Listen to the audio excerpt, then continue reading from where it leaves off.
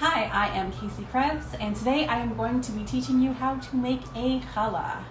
Challah is a type of bread, and it's a really delicious bread, and I will be teaching you how to make the dough and also how to braid the dough. So the first thing we're going to do is we want to get 2 cups of lukewarm water, so just a little bit more than lukewarm. So I have 2 cups here, and the reason we want warm water is we want to activate the yeast. So we're going to pour that into our bowl. Next, what we are going to do is we are going to get our yeast, and we are going to add 4.5 teaspoons of yeast into our lukewarm water. Once the yeast is in our lukewarm water, it's going to activate it. So we're going to make sure it's alive, and if you have live yeast, that means it'll work, and if your dough will rise and bubble, and you know you'll have good dough at the end of it. Now, in order to help this activate, this recipe calls for 3/4 cups of sugar. So we are going to take a 3/4 cups of sugar, bring it over here, but we're only going to take a pinch of it and add it to the yeast and the water to help the yeast activate. Now, we're not going to pour all this in now. We're just going to take a pinch of the sugar, a couple pinches.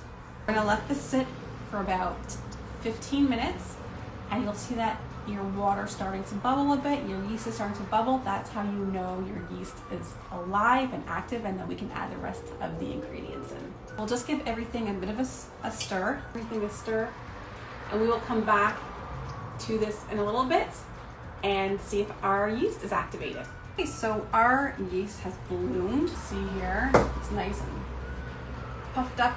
It looks kind of like that. So now we can add in all the rest of the ingredients. So first we're going to add in the rest of the sugar. So we did take a couple pinches out of the 3/4 of the cup sugar. So we're going to add the rest in now. And we'll just stir this a bit. Next we're going to add in 1/2 cup of vegetable oil. So you can use canola oil or any kind of vegetable oil, any flavorless oil. Next we have 1/2 teaspoon of vanilla. We're going to add in 2 eggs. And I just like to stir this up a bit before I add in the flour.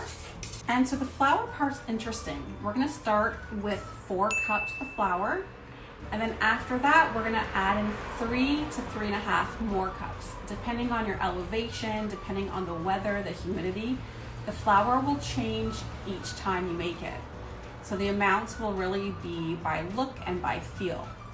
So we'll start by adding in, I'm gonna add in a little bit at a time. So if you don't have a mixer like this, what you can do is just mix it with a fork until it gets thick enough that you can knead it by hand, and I'll show you what that will look like when we get there. And then we are just going to put it on low and let the flour incorporate so it doesn't get all over the place. About 1 or 2, let it incorporate while I gradually add in more flour. While that's mixing, I'm gonna measure out 3 to 3.5 more cups of flour. We're gonna keep mixing here for a bit. Start gradually adding the rest of the flour in. So if you can see, it's very sticky still, very sticky. We wanna continue adding our flour in. This is the dough now. Still a little bit sticky, it's sticking to my hands. So I'm gonna add the rest of this flour in. I'm gonna reserve some of this though. I'm gonna let the machine knead it for about 10 minutes.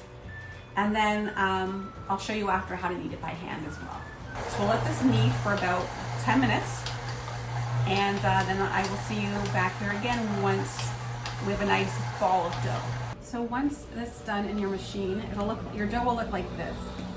But if you want it, and it's all kneaded and it's ready to go. But if you wanna see how to knead, if you don't have a machine and you want it to knead, all you do is you just press down like so. The more you knead, the more glutinous your bread will be.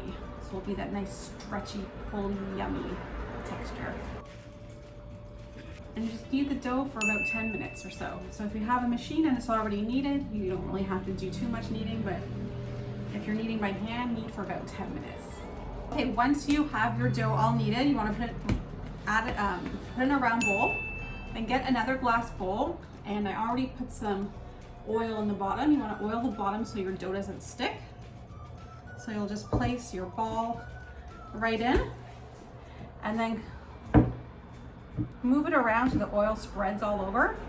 So what you want to do is take a cloth and just cover it lightly so it doesn't dry out the dough inside. Leave it in a warm spot for 1.5 to 2 hours. Let it double in size. Then we'll come back and we'll actually shape the bread. If you want to save your dough overnight, you want to wrap it in saran wrap and put it in the fridge. And it'll do a slow rise overnight. And then you can bring it out to room temperature the next morning, and then we can form the bread from the dough then. Otherwise, you can form your bread from the dough in 1.5 to 2 hours once it rises. So I'll see you once my dough has doubled in size.